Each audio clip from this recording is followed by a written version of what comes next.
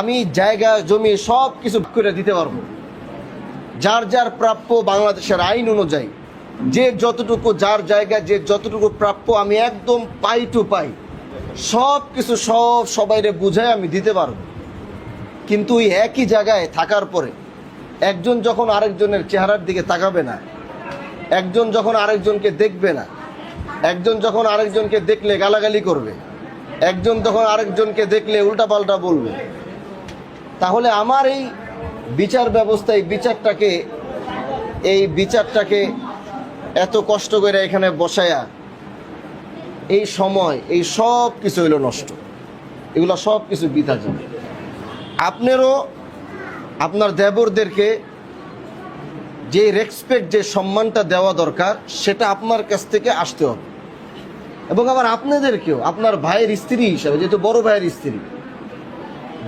স্ত্রী হিসাবে সে যতটুকু সম্মান পাওয়ার প্রাপ্য যোগ্য সেটা অবশ্যই এটা আপনাদেরকে দিতে হবে। দেখেন ভাই,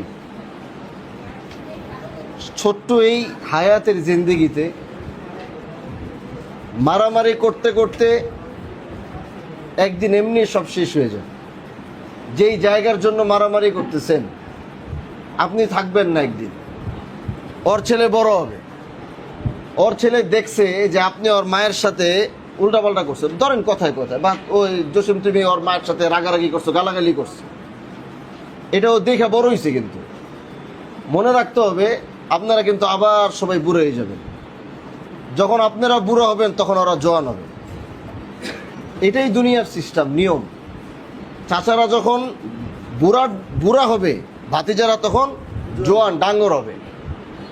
তখন কি হয় জানেন, এই যে একটা বিদ্বেষ তৈরি হইতেছে নিজেদের মধ্যে, আক্রোশ, এই আক্রোশটা ওরা যখন ডাঙ্গর হইব, যখন ওরা জোয়ান হইব, গায়ে যখন শক্তি থাকবো, তখন এর মোকাবেলা করার শক্তি থাকবে না। এই আক্রোশগুলো ওই সময় গিয়া আবার এফেক্ট করে। তখন ভাতিজার সুযোগ পাইলে চাচার একটা বসায় দেয়, চাচারে ধাক্কা দিয়ে ফালাই দিব, আমার মার সাথে আমার বাপের সাথে খারাপ, এগুলো চলে আসছে সমাজ।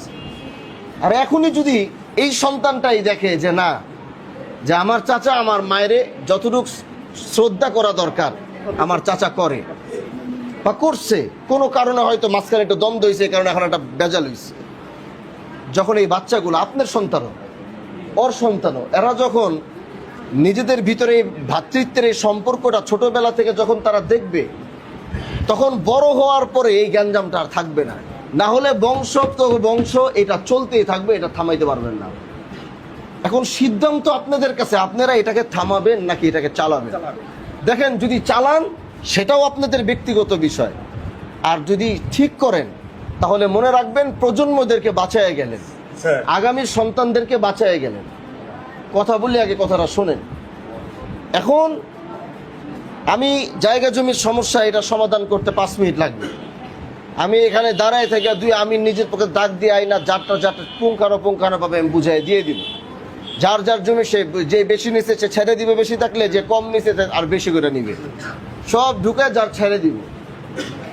কিন্তু এটা করার পরে যদি দুইজনের মধ্যে মিলেই দিতে না পারলাম, সব আক্রোশ যদি মাটির ভিতরে দাফন কইরা একটা নতুন সূর্য যদি উঠাইতে নাই পারলাম, তাহলে এই গ্যাঞ্জাম এই চলতেই থাকবে। আরেকটা কথা মনে রাখবেন, পারিবারিক গ্যাঞ্জামের ভিতরে তৃতীয় পক্ষ সবচেয়ে বড় শক্তি। আমি কথা বলি, আপনি কথা শোনেন। এই তৃতীয় পক্ষকে সুযোগটা আপনারাই দিয়েছেন, এটা বাইরের কেউ এসে দেয়নি। ঘরেরটা যখন ঘরেই থাকতো তাহলে এটা বাইরে যাইতো না। তারপরও মনে করেন বাইরে গেছে, তখনই এটা সুন্দরভাবে সমাধান করে ফেলা দরকার ছিল, এটাকে এত বড় করা উচিত ছিল। এখন আমার কথা হয়েছে জায়গা যার যারটা তাকে সুন্দরভাবে বুঝাই দিবে। কিন্তু আপনি ভাতিজাগুলা ছোট, বাচ্চাগুলা ছোট, বয়স আপনারও কম হয়নি। কত বছর হয়েছে? 47। আর কয়দিন বছর? 50 বছর হয়ে যাবে। আর এই 50 বছর আমরা বাইচে থাকাই অনেক বেশি। ভেজাল জিনিস খাইতে 50 পর্যন্ত যায় না। যারা গেছে এরা সব পান্তা ভাত খায়া মানুষ। আর আজকে আমরা যা খাই এ খাইয়া বেশি দিন বাঁচাও, আল্লাহ পাক হায়াতে ভালো যায়।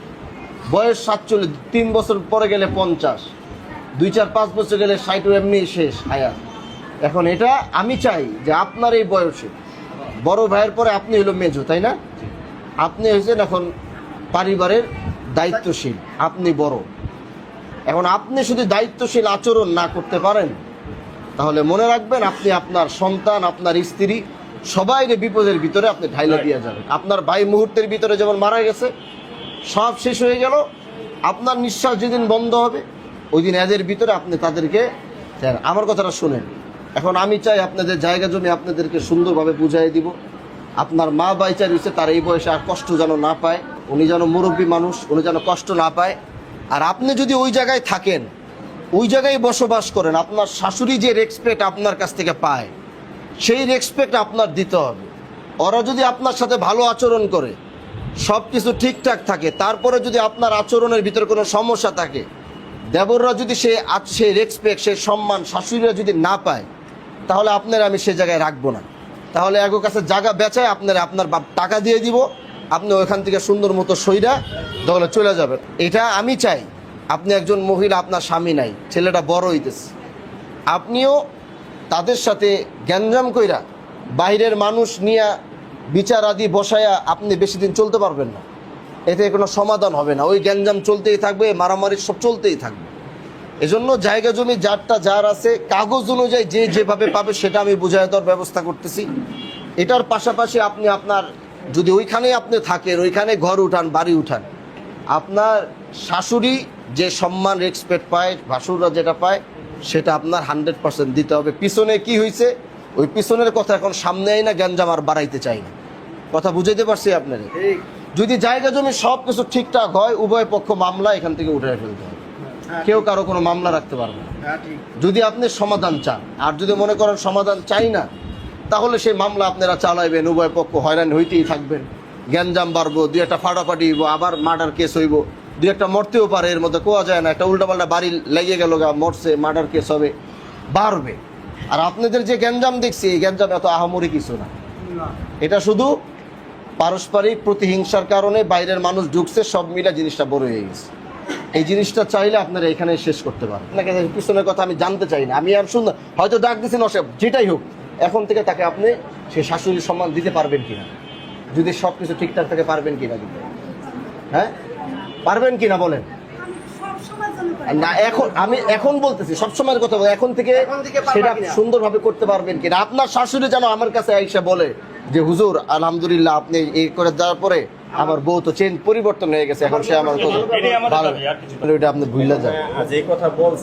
আপনার মনে অনেক কষ্ট, আমি বুঝছি।